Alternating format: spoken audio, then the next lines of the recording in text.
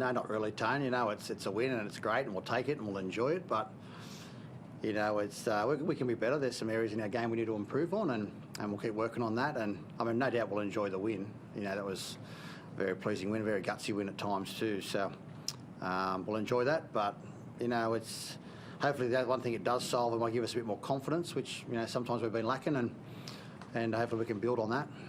What did you ask of them today? You know, you had it's been a lot in the news the last couple of days about, you know, obviously Ash and then Tyrone, and, you know, it's not a good spot on the ladder. You know, what did you ask of them today? Just to make sure they did whatever it takes to win. You know, at times they did that. They didn't execute perfect, but I thought the desire was there.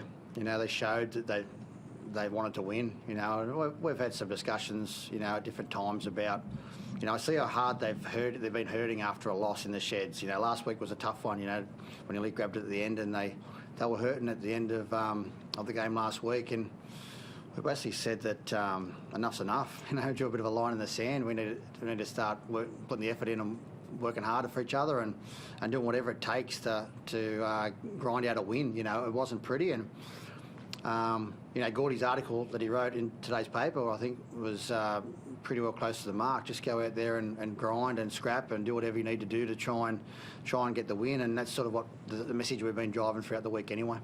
What do you make of how Riley Jacks took his opportunity?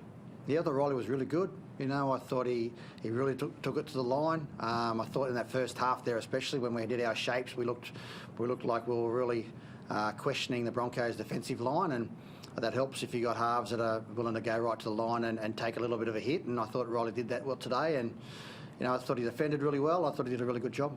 I guess as a result of unfortunate circumstances, he does have a chance to kind of try and entrench himself in the side.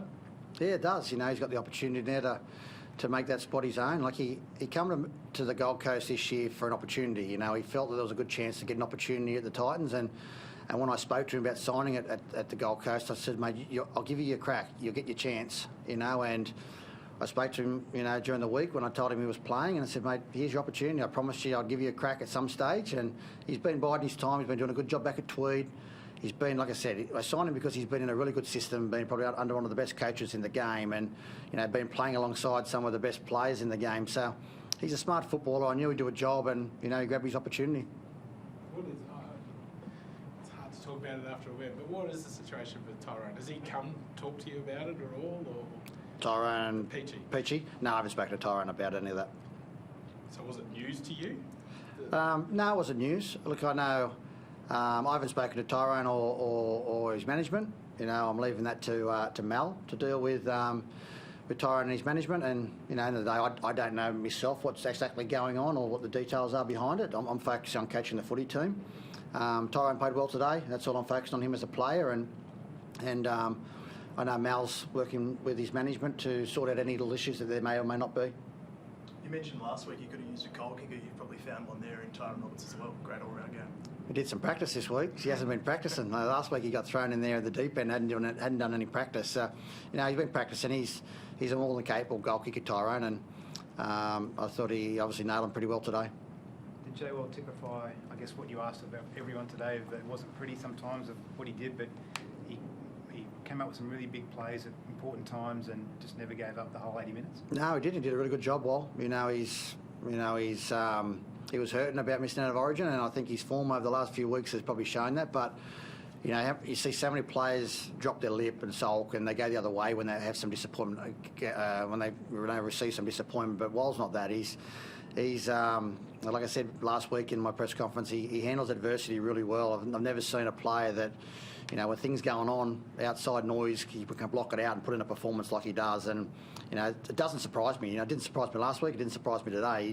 He's a really good footballer. There's no doubt about that. Having Pete come back, how did that sort of help the on-field intensity at all?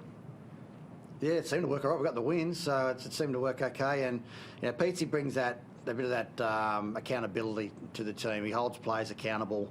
He's a super competitor. Him and Mitch are very different players, and they can work in conjunction with each other. You know, after 25 minutes, you know, Mitch came on and started running the ball and asking some questions around the ruck, and then when the game needed to be defended at the back end of the game, then Petey came on and did a really good job defending it, which I knew he would. So If we're chasing points, I may have left Mitch out there, but when it comes to, and that's not saying Mitch is a poor defensive player by any stretch. It just means that a fresh set of legs out there would have been what we needed, and that's why I put Peatsy back out there to sort of shore up our middle. It's a game like that where guys like AJ and Joe Whitbread and Jesse Arthurs and these guys all come to the fore. Does it give you a real sense of positivity about what's not just around the corner with this squad? The young blokes that are emerging and finding their feet in first grade? That's what excites me, Tone. That's what I've, as a coach, it's always I've prided myself on about developing young kids and giving them opportunities and watching them develop, and that gives me such a rush as a coach. And I look at Mo Fodawaker there today. Like he couldn't get a start behind Payne Haas at Keebra Park, and that's no disrespect to Payne. Payne's a super player, but Mo's full credit to Mo. Like he doesn't come with a fanfare or the raps and all that sort of stuff that a lot of other front rowers in the competition does. But I tell you, I wouldn't swap him for too many others in the game. Let me tell you, and I think his future is enormous going forward. Wolfie told Tony that Mo's one of the names on the shortlist for travelling for the Tonga side. He must have probably booked his ticket, you think? Well, like I said before, I wouldn't swap for him for too many other props in the comp. Put it that way. He's 19. Like it's scary to think his future going forward. But he's sort of kid's got to keep working hard, and he does that. And he's very grounded. But there's Whitbread as well. Like he couldn't get a start here, going back to the Gold Coast looking for an opportunity, and this year he's really grabbed it and has been rewarded with a new 2-year contract, and he's a Gold Coast product that's happy to stay at home and play for his town and play for his community, and it means just that little bit more than what it does for other people who are from outside the area. Will you challenge the guys to produce that same kind of desire on Friday night at home? Is that now the benchmark for each week moving forward? Can you ask that of them every week? Well, yeah, absolutely. I mean, I expect that from them every week. It's the NRL. If you don't bring that, you don't win. It's as simple as that. It's so close. It's so tough. If you're a little bit off with your mindset or your mentality or the attitude's not there or the effort's not there, you get beat. We were under the pump against Manly, and they come up with a real good effort, and they showed plenty of energy in that game. They've done it again today. But the key for us is consistency and backing up week in, week out. That's where the Titans need to be better going forward, and that's probably our Achilles heel at the moment is consistency and backing that up in a week-to-week thing. And some of that's got to do, we've got some young players in our team. That takes some time, but I spoke to them just before then. We're going to obviously enjoy tonight, but it's a very short turnaround. We're in tomorrow to recover and get ready for Friday night, and the last two performances back at home haven't been where we need to be. So, I know there'll be a massive Kiwi turnout for the support on the Gold Coast, and which is great. Hopefully, it'll be a really good atmosphere.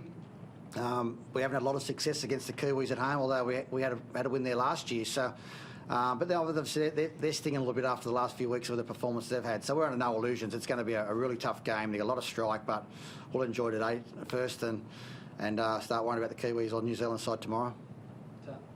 Thanks, guys.